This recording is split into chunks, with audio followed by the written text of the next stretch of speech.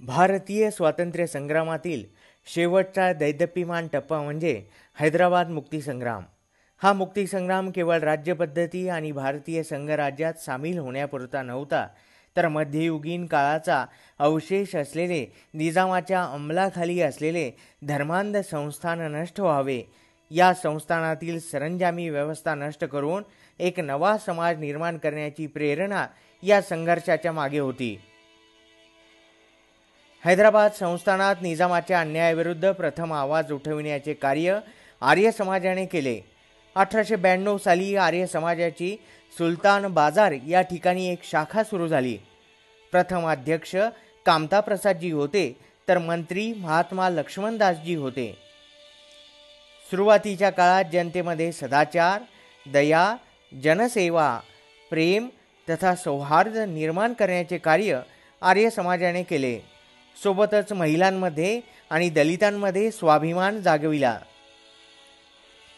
1930 पर्यंत हैदराबाद संस्थानात आर्य समाजाचा लक्षणीय विस्तार झाला.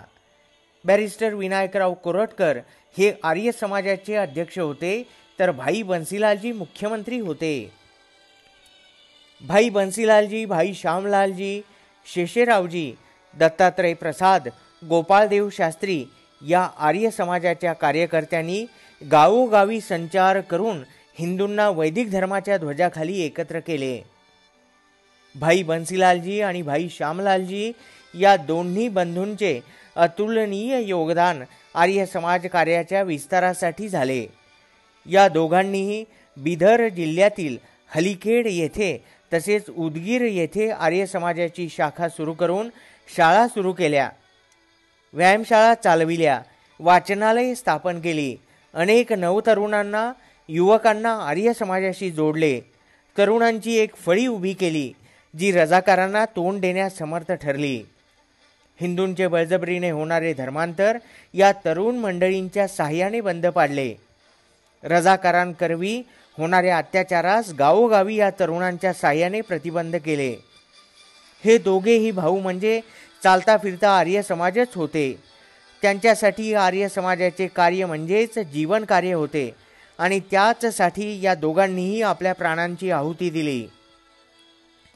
मराठवाड्यात आर्य समाजाची पहिली शाखा बीड जिल्ह्यातील धारूर इथं स्थापन झाली आणि त्यानंतर निलंगा येथे आर्य समाजाची शाखा सुरू झाली. हैदराबाद मुक्तीसंग्रामातील पहिली आहुती आर्य समाजाचे कार्यकर्ते वेदप्रकाश यांच्या रूपाने झाली. 17 डिसेंबर 1938ला श्री श्यामलालजी यांना विषप्रयोग करून ठार मारले गेले. 24 ऑक्टोबर 1938ला श्री देवीलालजी यांच्या नेतृत्वात आर्य समाजाच्या वतीने सत्याग्रह केला आणि त्यांना 3 वर्षे सश्रम कारावासाची शिक्षा ठोठावण्यात आली. सोलापूर येथे सर्वदेशीय आर्य महासंमेलन बोलावण्यात आले. संपूर्ण भारतातून आर्य समाजाच्या जथ्थेच्या जथ्थे हैदराबादकडे निघाले आणि संपूर्ण देशात उत्साहाचे वातावरण निर्माण झाले. या सत्याग्रहाचे नेतृत्व महात्मा नारायण स्वामीजी यांनी केले. निजामाला सूचना देऊन नारायण स्वामींनी 31 जानेवारी 1939ला हैदराबादेत प्रवेश केला आणि निजामाने स्वामीजींना अटक केली आणि मोटारीने त्यांना पुन्हा सोलापूरला सोडण्यात आले. संपूर्ण भारतभर निजामी राजवटीविरुद्ध सत्याग्रह सुरू झाले. 24 ऑक्टोबर 1938 ते 7 ऑगस्ट 1939 या कालावधीत आर्य समाजाने 12,000 सत्याग्रही तुरुंगात गेले.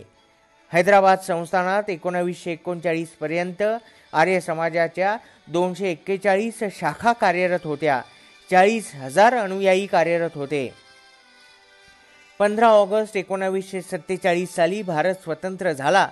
संपूर्ण देशात आनंद आणि उत्साहाचे वातावरण निर्माण झाले.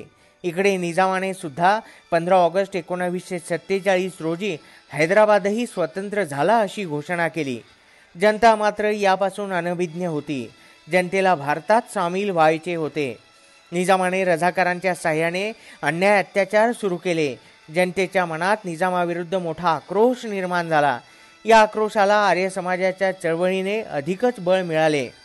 आर्य समाजाचे हैदराबाद मुक्तीसंग्रामातील योगदान अनन्यसाधारण असेच आहे. अनेक शूरवीर अनुयायांनी आपल्या प्राणांची आहुती या स्वातंत्र्य समरात दिली.